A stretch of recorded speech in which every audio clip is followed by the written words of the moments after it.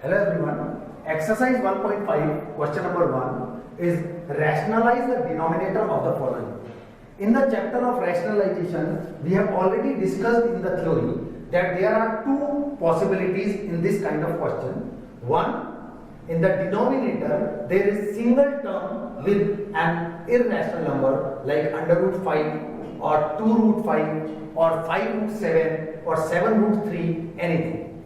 The second case can be that in the denominator there are two terms with a positive or a negative sign. It may be 4 minus under root 7, it may be 2 plus under root 3, or any of the format of the irrational part. Like in this case and in this case, this is the first case where there is only a single term in the denominator, while in third, fourth, fifth, sixth, seventh and eighth part, we will see that all of them are having two terms with a negative or a positive sign in between. If there is a single term, then we simply multiply this by the irrational part. Like here, 2 is the rational part and under root 5 is irrational. So we multiply and divide the numerator and denominator by under root 5 and solve it. Why? In this case, we multiply by the conjugate. When I am saying conjugate, that means that if there is a negative sign in between, then we have to multiply by the same factor with a positive sign.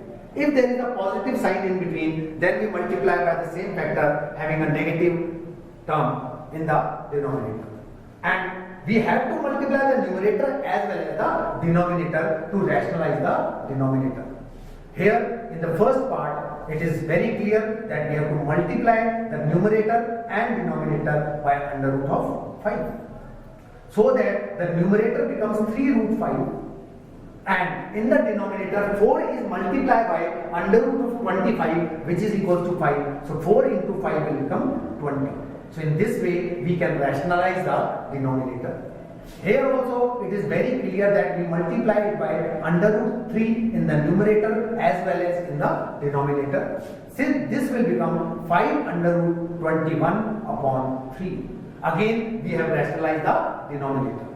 Now this is when there are two terms with a negative sign. It means we have to multiply and divide this by the conjugate of the denominator.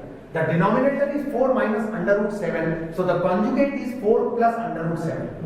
So we multiply the numerator by 4 plus under root 7 and the denominator also by 4 plus under root 7.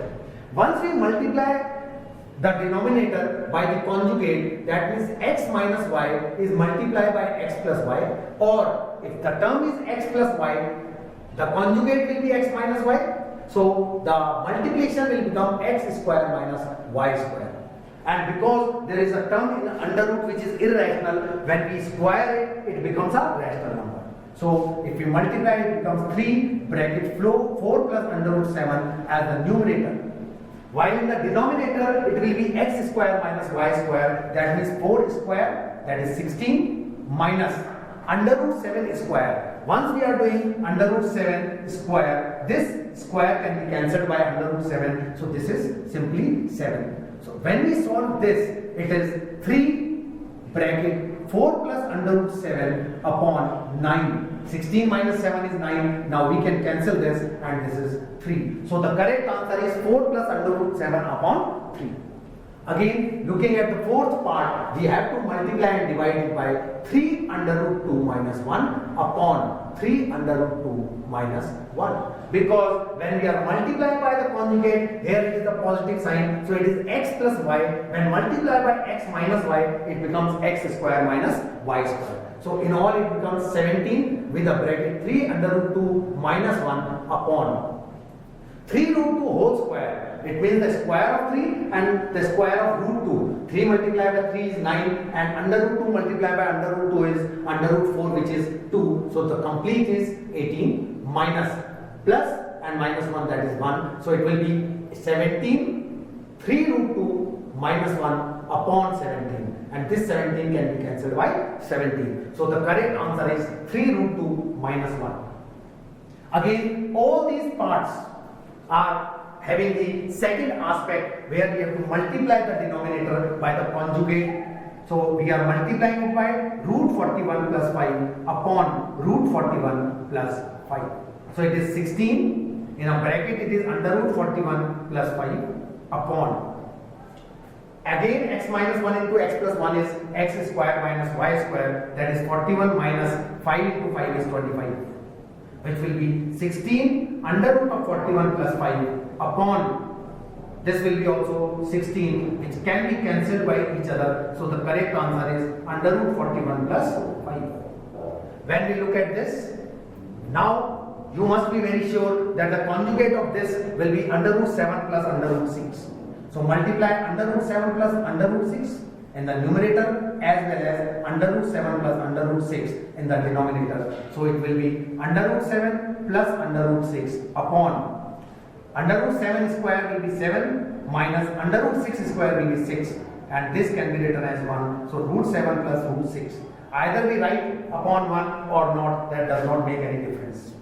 Now, if I am talking about root 5 plus root 2, now you must be very sure that the conjugate of this will be root 5 minus root 2. So multiply the numerator and the denominator both by root 5 minus root 2. So this complete becomes root 5 minus root 2 upon root 5 square will be 5 and root 2 square will be 2. So 5 minus 2, which can be written as root 5 minus root 2 upon 3. So this is the correct answer. Again, if I want to rationalize this, the denominator of this part, then definitely we have to multiply the denominator by the conjugate, that is root 2 plus root 3 upon root 2 plus root 3. We have to keep one thing in mind, that we do not see the numerator. We only multiply the denominator by the conjugate, and we multiply in the numerator as well as in the denominator. So the numerator will be root 2 plus root 3 whole square, and the denominator will be root 2 square, that is 2, minus root 3 square, that is 3. When we solve it, it is 2 plus 3 plus 2 root 6, because it can be solved by the method of x plus y whole square upon minus 1. So if I take minus 1 here, it is minus 5 minus 2 root 6. So this way we can rationalize the denominator. In the next class, we will talk about question number 2 onwards. If you have any problem, you can contact or email us. Thank you.